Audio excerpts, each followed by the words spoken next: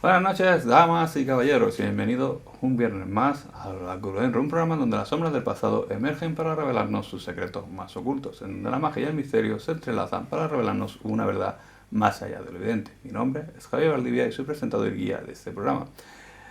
Desde que empezamos esta andadura hemos ido revelando poco a poco los secretos de la Orden del Temple, aunque en algunos programas hemos hecho un pequeño kick cut, ¿no? En el programa de hoy vamos a hacer también un pequeño kick cut para activar las curiosidades de Enro y hablar de otros temas también interesantes.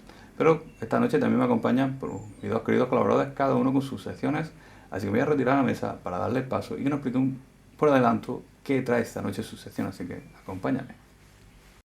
Pues ya me encuentro en mesa para darle paso a mis queridos colaboradores. Por un lado tenemos a Alejandro Cortés y su sección La Parabólica. Esa sección que se dedica a buscar esas noticias que pasan desapercibidas, ¿no? Porque hay mucho ruido de noticias, de acontecimientos, y no se le da el foco necesario. Pues Alejandro consigue localizarlas, las trae aquí y nos las pone en mesa. Y lo mejor de todo, que siempre nos saca una sonrisa. Así que, buenas noches, Alejandro. ¿Por dónde ha ido la parabólica esta semana? Buenas noches, Javier. Bienvenidos una semana más a La Parabólica, donde traemos un programa lleno de noticias sobre malas decisiones. Me parece que la sección de la parabólica esta noche se va a ir por las malas decisiones. Seguro que más de uno en algún momento de nuestra vida hemos pensado qué mala decisión tomé en ese momento.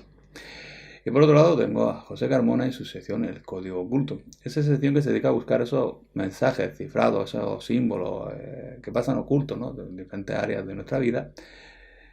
Magia pagana, brujería, cabala, pues la localiza, los trae aquí y nos explica un poquito cuál fue el desarrollo o la intención de esa simbología. Así que sin pagarme mucho más, le voy a dar paso para que nos explique por dónde va a ir la sección esta noche. Buenas noches, José.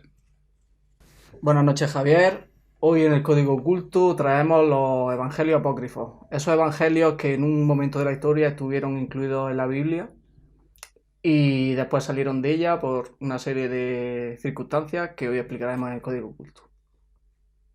Bien, pues parece que esta noche el Código Oculto va a ir de evangelios y libros sagrados. Así que va un tema bastante interesante. A ver si nos trae alguna novedad o algún tema de discordia, ¿no? Desde que empezamos la andadura, como he dicho al principio, hemos ido revelando poquito a poco los orígenes de la Orden del Temple, su secreto y su enseñanza. En el programa de hoy vamos a hacer un pequeño kick-cut, porque estamos preparando para ver si la próxima semana podemos traernos de invitado a uno de los grandes maestros de la línea del surgimiento del 52, de la Orden Fidelis Templi. Lo estamos organizando para ver si lo podemos hacer de manera presencial, es decir, que esté aquí en plato con nosotros, o si no, hacerlo de manera telemática. Así que esta semana vamos a hacer un pequeño kick-cut para ya la semana que viene hablar en mayor profundidad. Así que hoy pues vamos a traer las curiosidades de Enro, que también son temas así dispares que me habéis mandado por nuestros datos de contacto, tanto por WhatsApp como por nuestro correo electrónico. Hemos seleccionado el tema que más se ha repetido y vamos a hablar sobre ello. Así que dentro cabecera.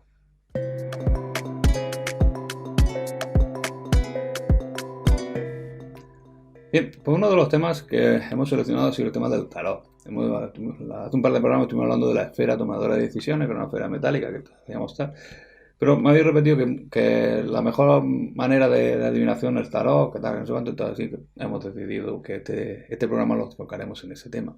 Las barajas de tarot son barajas de 72, que a veces más, no hace mucho estuvimos con el Código Oculto en la primera temporada, que habló de la baraja de tarot y su forma. Pero bueno, la baraja de toros tiene mucha historia, podríamos centrarnos hasta incluso en el 3000 a.C., gracias a unas placas chinas que observaron que había como una especie de anagramas o de dibujos que al imprimirlos o apoyarlos sería impresa la imagen.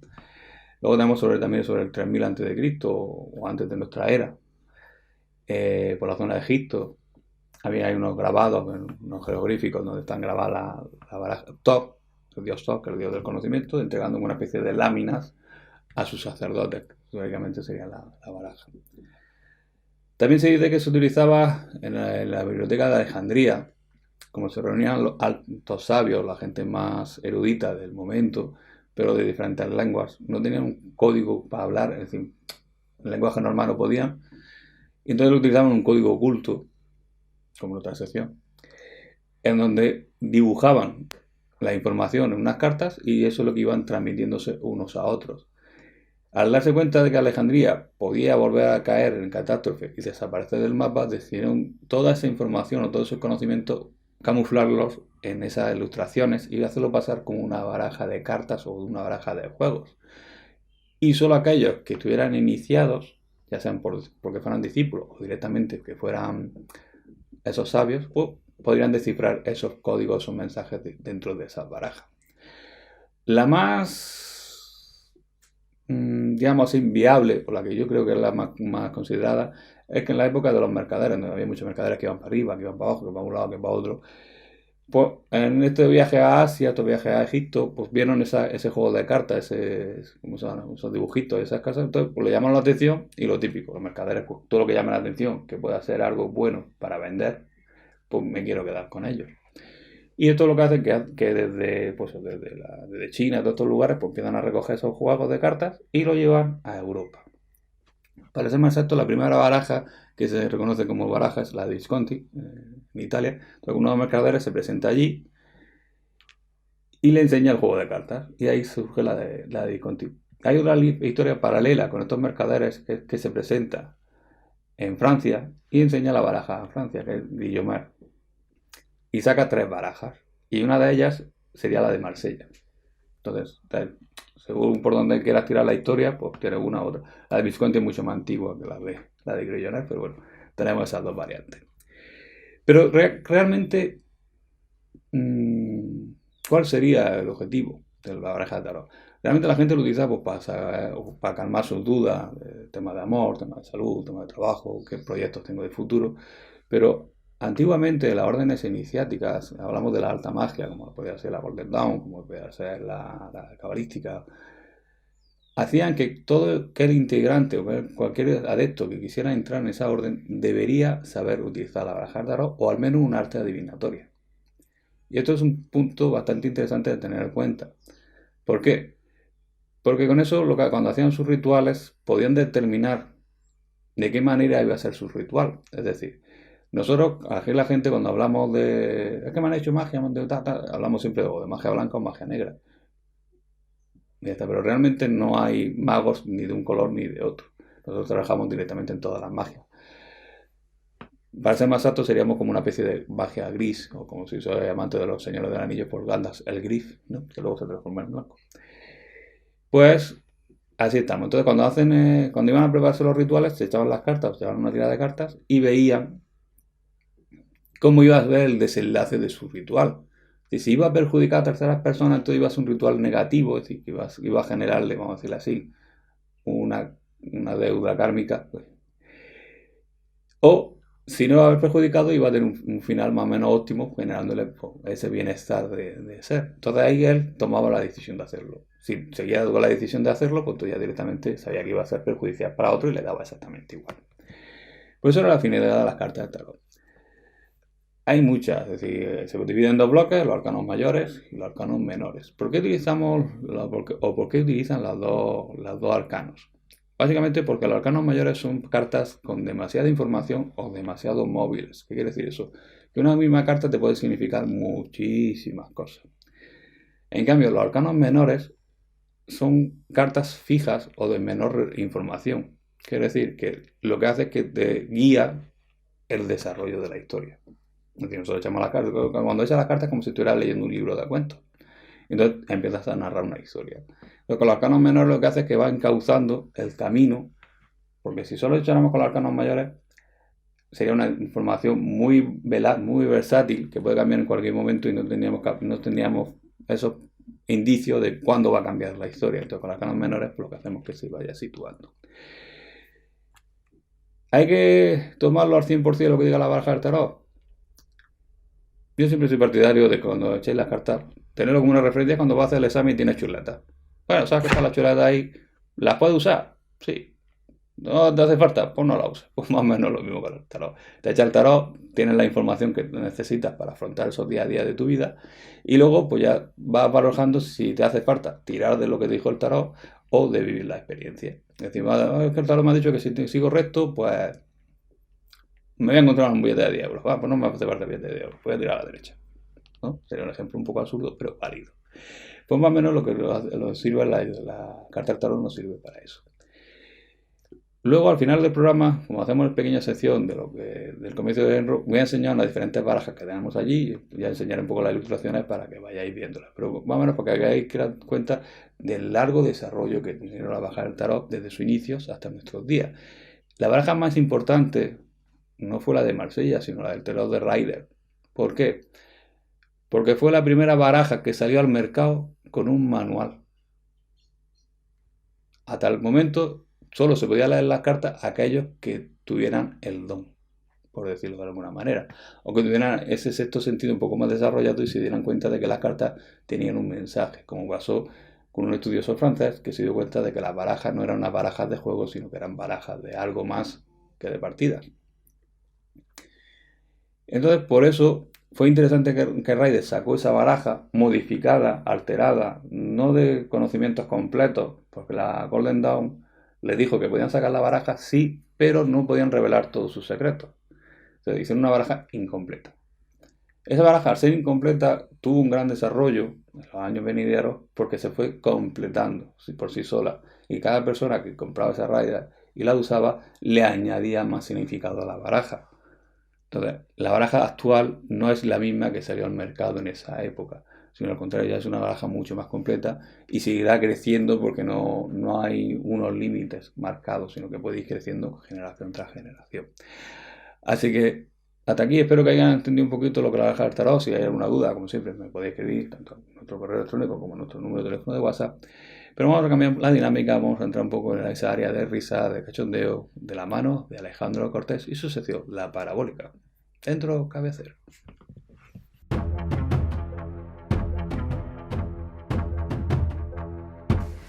Comenzamos la parabólica, la primera noticia, donde nos vamos a Estados Unidos, donde un ladrón de guante blanco, con nocturnidad y alevosía, fue a robar gasolinera.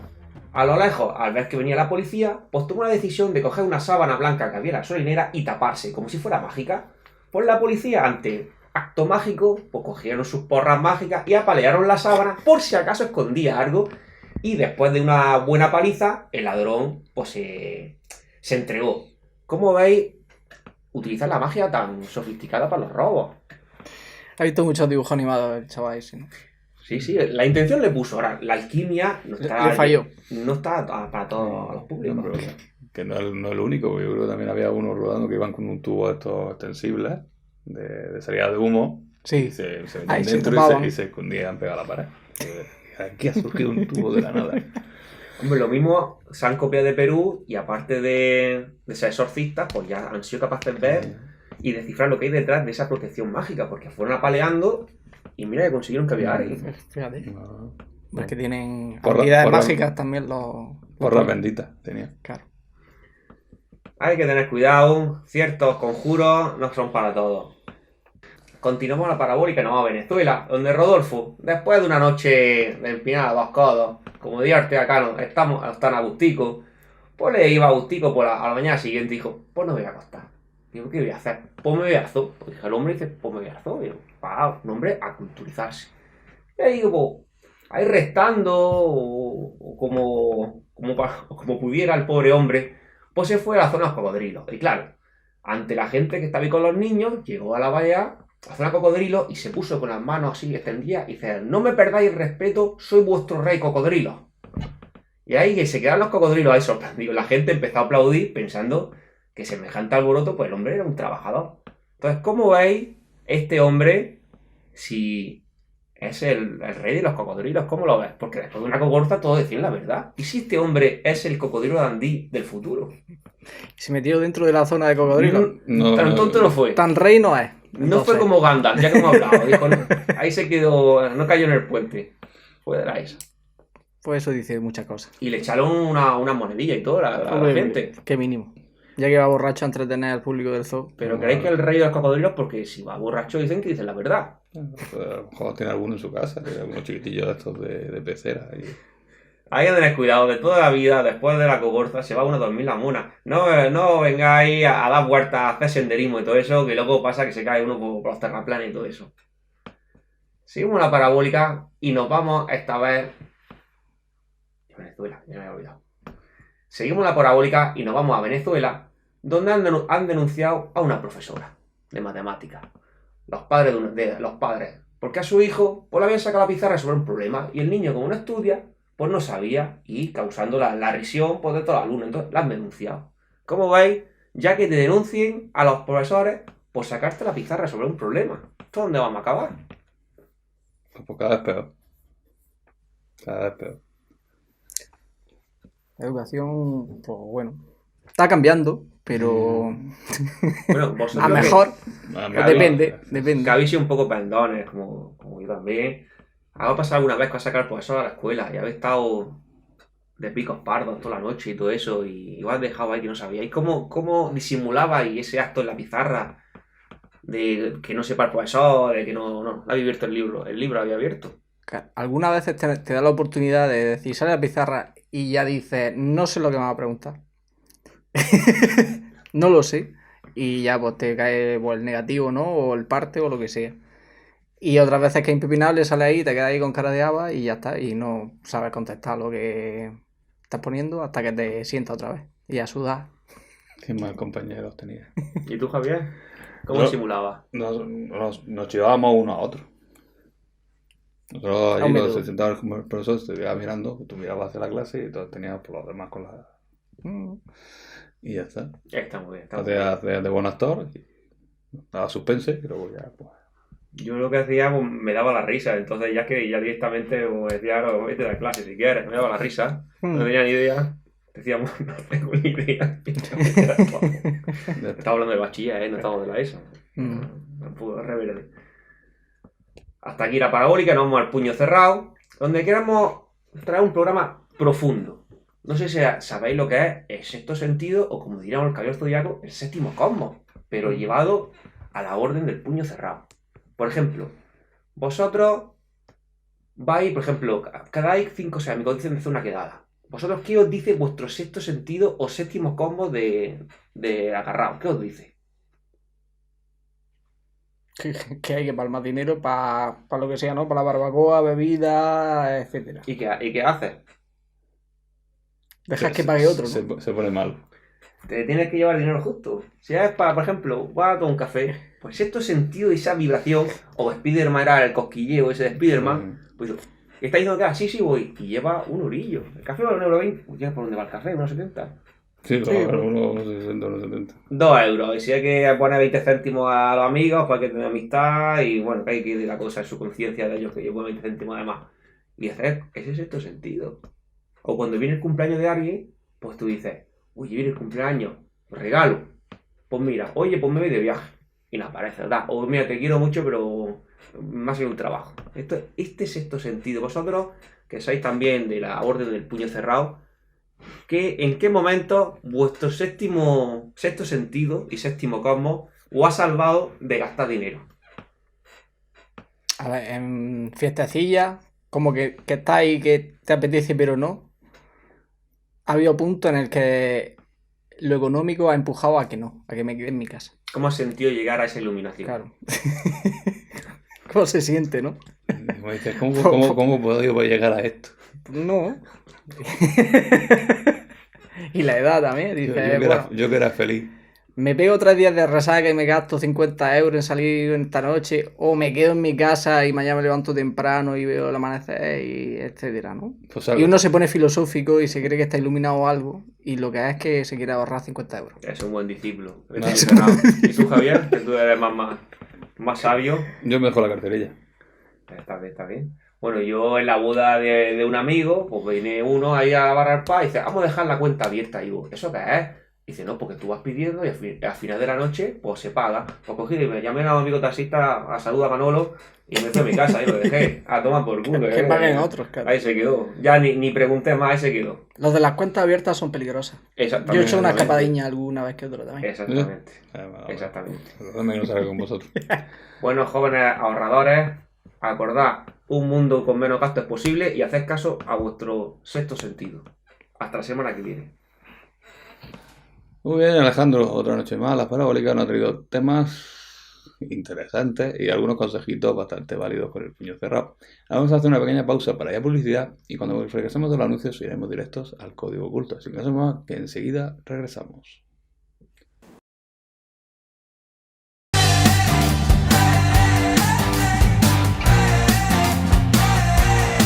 Elige tu ando, alista tu equipo, la batalla está a punto de comenzar. Un entorno realista, misiones desafiantes. ¿Tienes lo que se necesita para sobrevivir? Para niños, adultos, amigos y familias, sin distracciones, solo tú, tu equipo y la adrenalina. Paintball Supervivientes en Hergal, a solo 20 minutos de Almería. Vive la experiencia y demuestra que eres el mejor. Reserva ahora y únete a la batalla. Visítanos en www.paintballsupervivientes.es o para reservar tu día Paintball, llámanos al 615-188-550. Paintball Supervivientes, acción de película.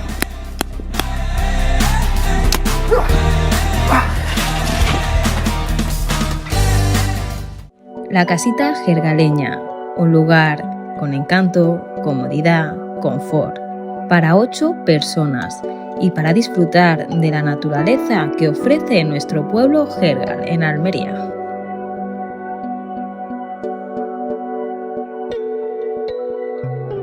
Buenas, me habéis pillado leyendo mi nueva novela, La herencia oculta.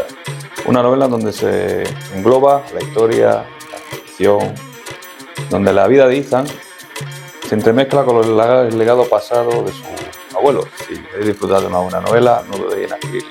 Podéis comprarla en el comercio, en el oráculo de Enro, situado en carretera Ronda 202 o en nuestra página web laherenciaoculta.com.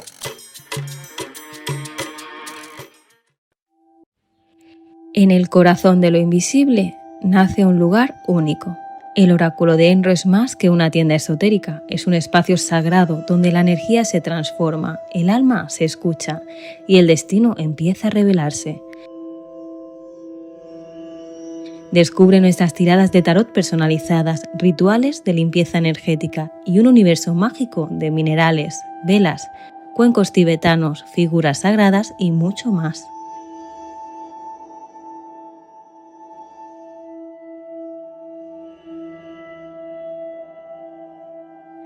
Cada objeto que encontrarás en el oráculo de Enro ha sido elegido con amor, sabiduría y propósito.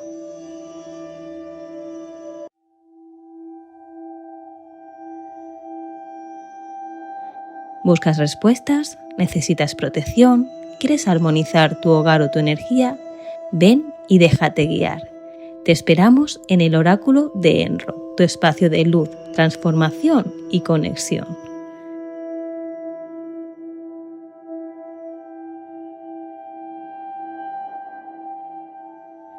Porque el oráculo de Enro es donde la magia comienza.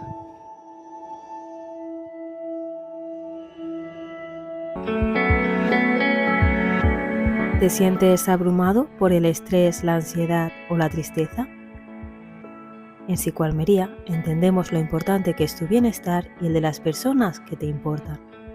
Somos un centro de psicología clínica en Almería, especializado en el tratamiento de la ansiedad, depresión, estrés, autoestima, duelo, adicciones y mucho más. En Psicoalmería, nuestros psicólogos trabajan contigo de forma personalizada, adaptándose siempre a tus circunstancias y metas personales. No estarás solo o sola en tu proceso, ya que contarás con el respaldo de un equipo de profesionales comprometidos con tu avance.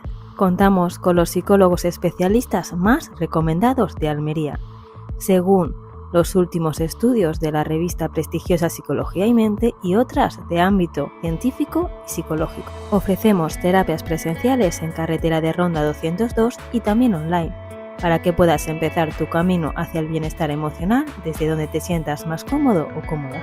En Psicoalmería somos especialistas en psicología para adultos y también para infanto-juvenil, es decir, niños y adolescentes, además de terapias de pareja, terapias de familia y terapias de grupo. Además, contamos con formación especializada para realizar la técnica de hipnosis clínica, ofreciendo resultados muy eficaces. Psicoalmería es tu centro de psicología clínica. Psicoalmería es tu mejor compañía cuando quieres empezar.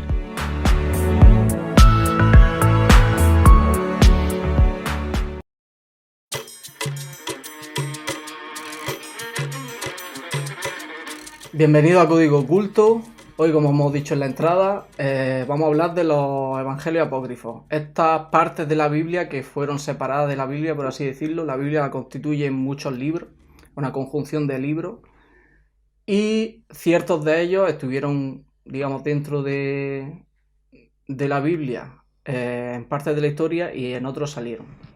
Hay un dato curioso, que la Biblia etíope conserva hasta 81 libros de estos libros que conformaban la Biblia. Y en Europa Occidental y el resto del mundo lo forman unos 66 libros.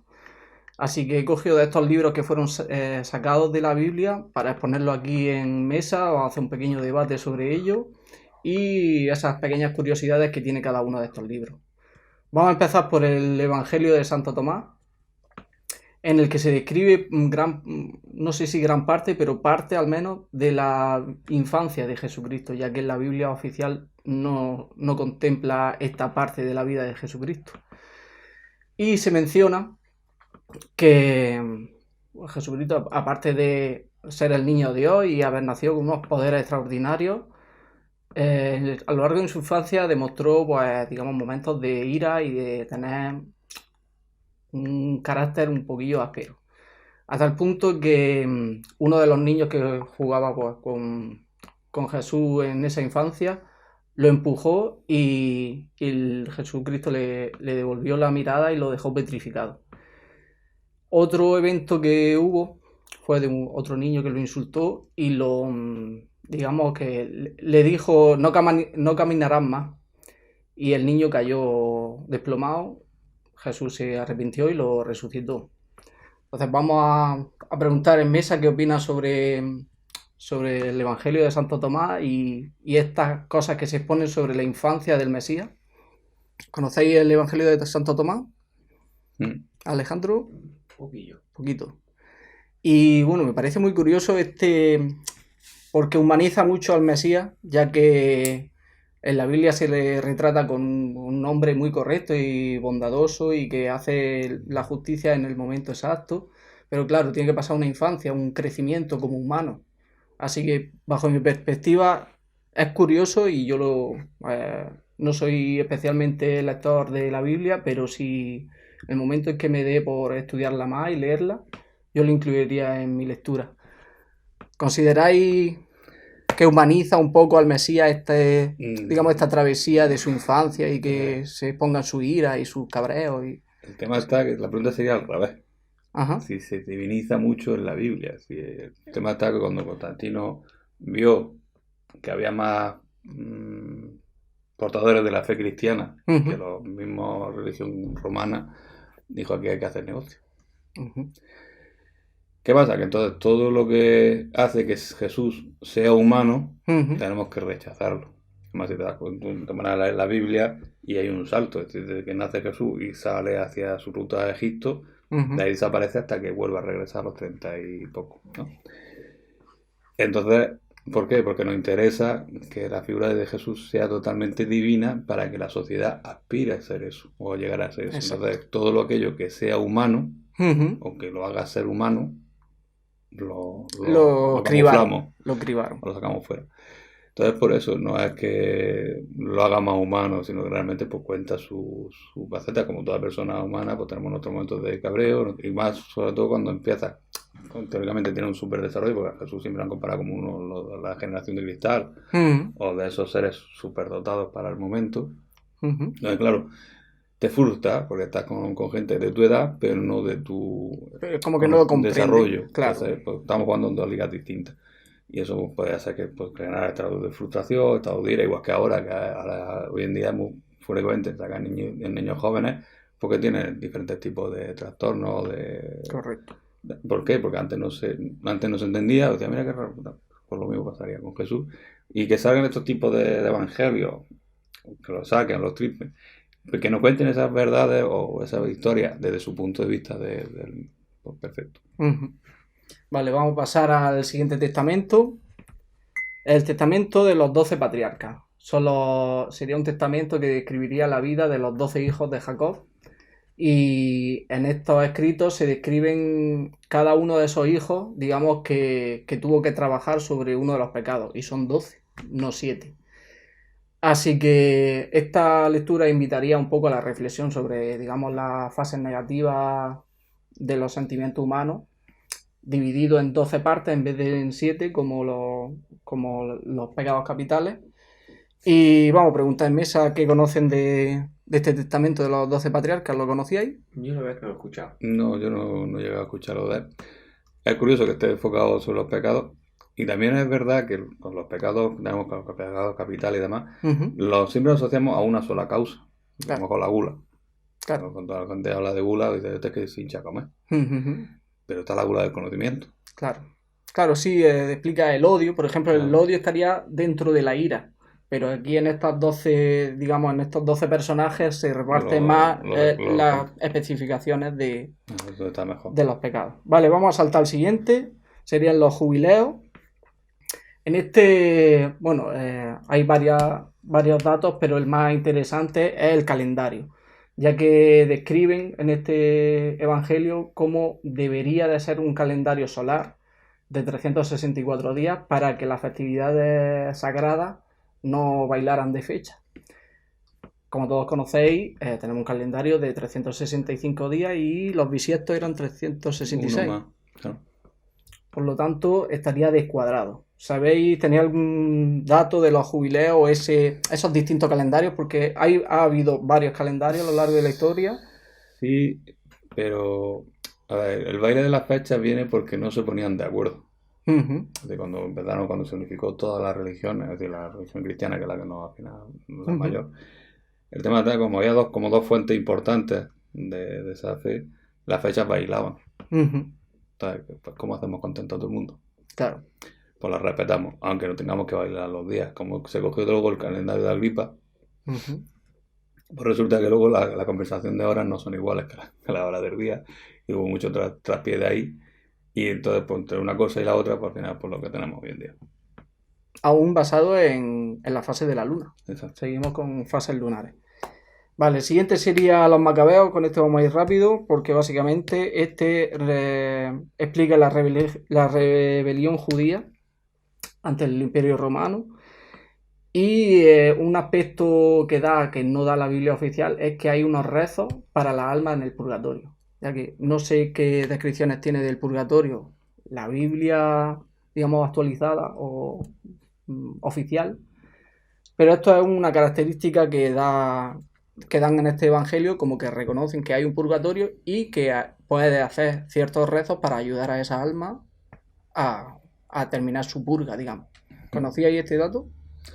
Sí, porque cuando se hicieron las investigaciones de los campos de concentración de los presos judíos de Hitler, se dieron cuenta que en todas las cámaras de gas, sobre todo de los niños, pues unos dibujos como de mariposas, de cosas de transmutación, sabiendo que era un tránsito y que iban a pasar al siguiente nivel. Entonces el purgatorio, como la religión cristiana, que es el que va a sufrir tu pecado hasta que te sacies de él, en otras religiones es más como una especie de tránsito. Es decir, pasas por ahí, pero no quiere decir que vas a estar eternamente anclado en este plano, sino que vas a ser un tránsito que vas a entrar y a salir. Al final, la idea final y oficialista de la Biblia fue que hay infierno, cielo, si te portas bien al infierno, si te portas... Para que lo entiendan mejor la gente. Mal al infierno, claro. Para radicalizar un poco esa idea y digamos que fije más en la gente, ¿no? Y para tener más control sobre ella. Exacto. Vale, tengo un par más, pero voy a citar solo uno más porque es bastante interesante y así cerraríamos la sección. El libro de Enoc. Sé que lo conocéis. Aquí se describen los nefilim, porque por ejemplo en la Biblia oficial se cita a los nefilim muy por encima, pero sí hay una historia muy famosa que es de David y Goliat. David que derrota al gigante Goliat. Este Goliat sería un nefilim, sería un gigante, y esto en el libro de Enoc se describe cómo aparecen estos gigantes. Serían hijos de ángeles caídos que se reprodujeron con humanos. Aparte de tiene un montón de historia, digamos, este libro de Enoc, creo que es una compilación de 3 libros, de hecho. Pero hay 2 nombres clave que vamos a citar ahora: Azazel y Somyaza. Son 2 ángeles caídos y en este libro se les culpa de, aparte de haber sido ángeles caídos y reproducirse con la humana y haber tenido estos hijos gigantes, enseñaron metalurgia a la humanidad, lo cual todos pensamos que es bueno, pero bueno, lo primero que le enseñó a hacer fueron armas y armaduras, o sea que es un provocador de la guerra. Y Somyasa le enseñó hechicería, enseñó ciertos trucos de brujería a esas humanas con las que tenían relaciones. Y bueno, después de esta relación y crear estos gigantes que crecían exponencialmente, se describe que hasta 135 metros devoraban todo, hasta que empezaron a devorar a otro humano, por lo que nos lleva a que el ataque de los titanes, el anime, está basado en hechos reales. Sí. Bueno, conocí ahí estas dos figuras, Azazel y Sí. Somyasa. Pero si te das cuenta, como ahora estamos enfocándonos en esto, pero todas las religiones o todos los credos de religiones, todas cuentan lo mismo. Porque si nos vamos a los griegos, pues Zeus tuvo un montón de hijos ilegítimos, Sí. o legítimos, o Sí, semidioses. le daba mortales, no mortales, iba con todo. Según como le cayera al niño, pues iba a hacer una cosa u otra. No perdonaba nada a Zeus. Los romanos igual, es decir, que hay una serie de repeticiones en la historia de que te hablan de eso. Además hay una película, El Arca de Noé, la de Russell Crowe, Ujú. no se lo pronuncia bien, que salen, Sí, cuando salen gigantes y salen tal. todos los seres y tonteros que habitaban en esa época. Imagino que habrá sido el libro de Noé lo que habrán cogido la referencia. Seguramente. Y cómo, es decir, que el diluvio no solo viene para aniquilar a la humanidad con sus deseos tan tribales, sino para limpiar todo lo que se estaba acumulando ahí Exacto. de ese caos que se había generado. Sí, en teoría el diluvio fue castigo directamente por la existencia de los nefilim, porque Dios prohibió que los ángeles se reprodujeran con los humanos. Exacto. Y no hicieron caso, una vez más. Bueno, voy a dejar dos libros en el tintero para que los busquéis. Serían los Salmos de Salomón y los manuscritos del Mar Muerto. Aquí son dos escritos importantes que no vamos a abordar porque no nos da más tiempo, pero si los queréis buscar en casa, tanto estos como los otros que hemos mencionado, si tenéis alguna duda, escribidnos al programa y hasta la semana que viene.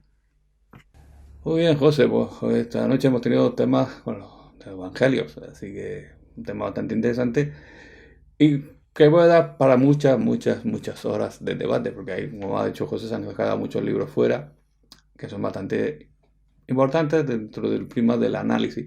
Todos estos tipos de libros, que son libros evangelistas, de sucesos y demás, son libros que es bueno leerlos, pero no intentar comprenderlos. Es decir, leerlo para enriquecerte con una lectura, y cuando lees varias veces el mismo libro te empiezas a traer extractos que no habías leído anteriormente. Entonces cuando ya podemos analizarlo tranquilamente. Pero si vamos con la esa de buscar algo, seguro que encontramos mil y una cosas para demostrar que ese libro no es del todo cierto. Pero sí son libros que son buenos a leer, para disfrutarlos, podríamos decirle, que son libros bastante densos. Como programas anteriores estoy trayendo diferentes artículos de la tienda, el comercio del Oráculo de Enro, situado en calle Arte de la Iglesia número 1, para hablar sobre ellos y exponer un poquito los beneficios que nos pueden atraer. Como hoy en las curiosidades de Enro he hablado de la baraja del tarot y de ese desarrollo, ese camino que ha tenido, pues me he traído varias barajas de las que tenemos. Así que voy a hacer un poquito de hueco aquí, por si la cámara dice hacer zoom y demás, porque se vean bien.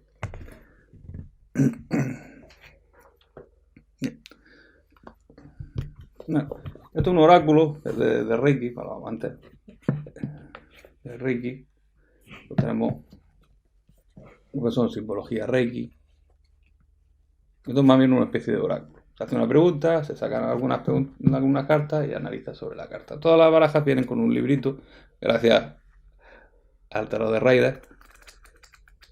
Pues todas vienen ya con su librito impreso. Luego tenemos también barajas sobre órdenes iniciáticas. Esta es la baraja de los masones. Yo soy una baraja de tarot. Las tengo abiertas para que podáis verlas. Todas vienen con su librito, ¿vale? Su carta de garantía. Me explican un poquito con el proceso de fabricación y las cartas. Bueno, empezamos con el loco. Un arcano mayor. Esta carta de arcano mayor tiene un doble significado, porque es tanto el inicio de los arcanos mayores como el final de los arcanos mayores. Pero eso no tiene un número exacto, es decir, se identifica con el número 0. Una persona que hace lo que le nace y no hace caso a lo que le dicen. Pero bueno, tenemos los diferentes palos, de espadas, cartitas de otro arcano mayor, un palo de oro, la torre. Vamos a ver algunas de las barajas más que he traído.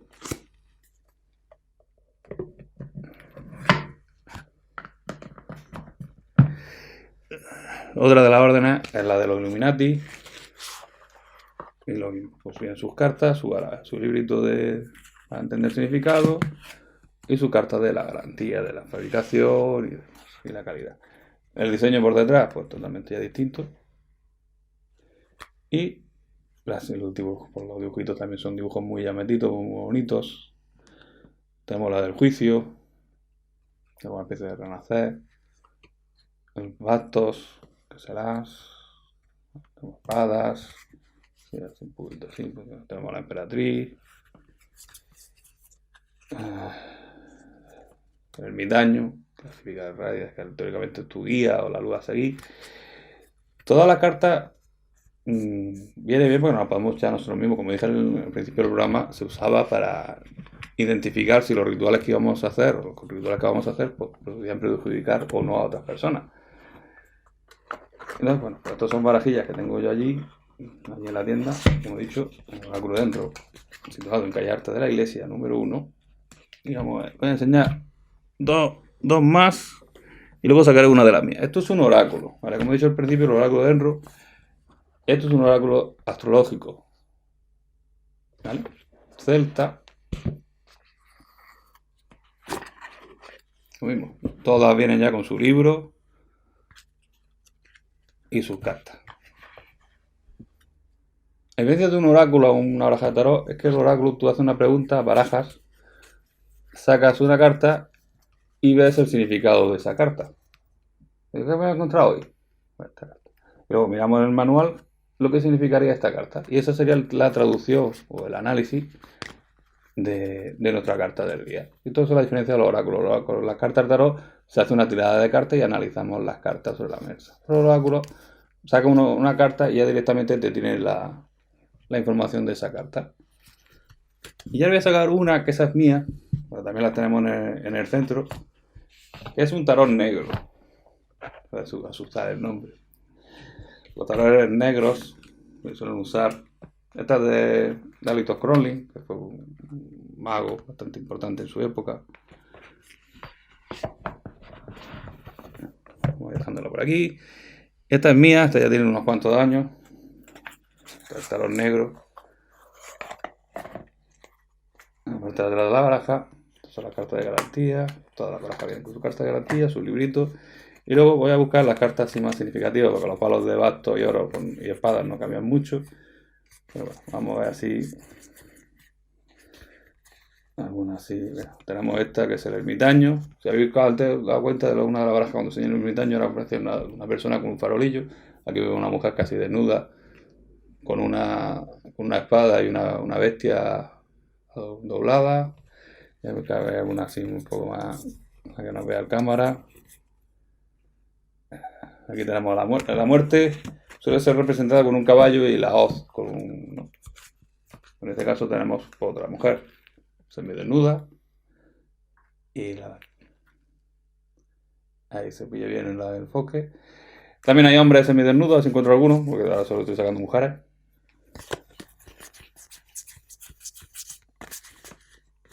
Bueno, tenemos esto.